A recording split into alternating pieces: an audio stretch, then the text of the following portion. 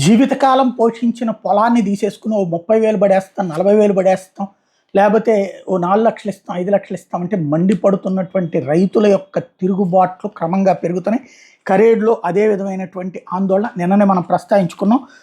రాష్ట్ర అభివృద్ధికి ఉపాధి కల్పనకు పరిశ్రమలు అవసరం, వాటి ఏర్పాటుకు రైతుల నుంచి భూములు తీసుకోవాల్సి వచ్చినప్పుడు వాళ్ళ అంతరంగాన్ని ప్రభుత్వం, ప్రజాప్రతినిధుల అధికారులు ముందే తెలుసుకోవాలి, రైతులతో చర్చించాలి, వాళ్ళల్లో ఆందోళన తొలగించాలి, వాళ్ళ భవిష్యత్తు భరోసా ఇవ్వాలి. పొట్టి శ్రీరాములు నెల్లూరు జిల్లా ఉలవపాడు మండలంలోని కరేడు ప్రాంతంలో ఇండోసోల్ సంస్థకు సోలార్ ప్యానెల్ తయారీ పరిశ్రమ కోసం భూకేటాయింపు ప్రక్రియ ప్రారంభించే ముందు ప్రభుత్వ పరంగా ఇట్లాంటి కసరత్తు ఏమీ లేకుండా నేరుగా భూసేకరణకు సిద్ధపడడంతో రైతులు తిరగబడ్డారు.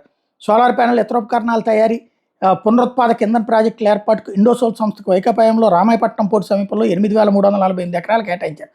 69,000 కోట్ల పెట్టుబడితో 13,050 మందికి ఉపాధి కల్పించాలని ప్రతిపాదన. గత ప్రభుత్వంలో అక్కడ 4,000 ఎకరాలకు పైగా భూసేకరణకు రెవెన్యూ అధికారులు నోటిఫికేషన్ ఇచ్చారు. రైతులకు పరిహారం చెల్లించి కొంత భూమిని ఏపీ మారిటైమ్ బోర్డు రెవెన్యూ విభాగం అప్పగించింది. పూర్తిగా సేకరణ జరగకముందు ఇండోసోల్ సంస్థ 35 ఎకరాలు షెడ్ ఏర్పాటు చేసి ఒక యూనిట్ ఉత్పత్తిలోకి తెచ్చినట్టు ప్రకటించింది. రాష్ట్రంలో కూటమి అధికారులకు వచ్చాక ఆ భూమిని బీపీసీఎల్ రిఫైనరీ కేటాయించింది. ప్రత్యామ్నాయంగా ఇండోసోల్ సంస్థ కరేడు ప్రకాశం జిల్లా సింగరాయకొండల మండలం బింగినిపల్లిలో కలిపి 8,348 ఎకరాలు కేటాయిస్తున్నట్టు ఏడాది మార్చి 25 పరిశ్రమల శాఖ ఉత్తర్వులు జారీ చేసింది. రామాయపట్నం పోర్టుకు అనుబంధంగా ఏర్పాటు చేస్తున్న పరిశ్రమ కావడంతో పోర్టుకు సమీపంలో ఉండే ఈ ప్రాంతాన్ని ప్రభుత్వం ఎంపిక చేసింది. దాంతో రైతుల ఆందోళన మొదలైంది. ఎంత భూమి సేకరిస్తారు, అసలు పరిహారం ఎంత ఇస్తారు, పొలాలని పరిశ్రమకి ఇచ్చేస్తారు, తమ పరిస్థితి ఏంటి, వృద్ధి కల్పించేందుకు ప్రభుత్వం ఎలాంటి చర్యలు తీసుకుంటుంది, ఉపాధి చూపిస్తారా, పిల్లలకు ఉద్యోగాలు ఇస్తారా, పునరావాసం పరిస్థితి ఏంటి, ఇట్లాంటి అంశాలపై గ్రామవాసులు ఆందోళన మొదలైంది.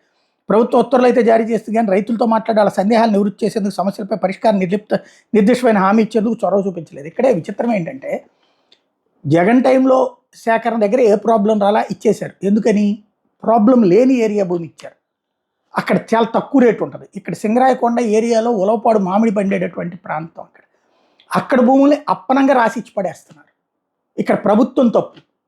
కానీ ఇక్కడ అదే జగన్ దయ్యి ఉంటే కనుక అరాచక ప్రభుత్వాన్ని రాసేవాడు. ఇది వచ్చేటప్పటికి అధికార యంత్రాంగం తప్పు చేశారని రాసుకొస్తున్నారు. ఇదే జర్నలిజంలో వక్రీకరణ లేకపోతే నీచత్వానికి సంబంధించినటువంటి సాక్ష్యం.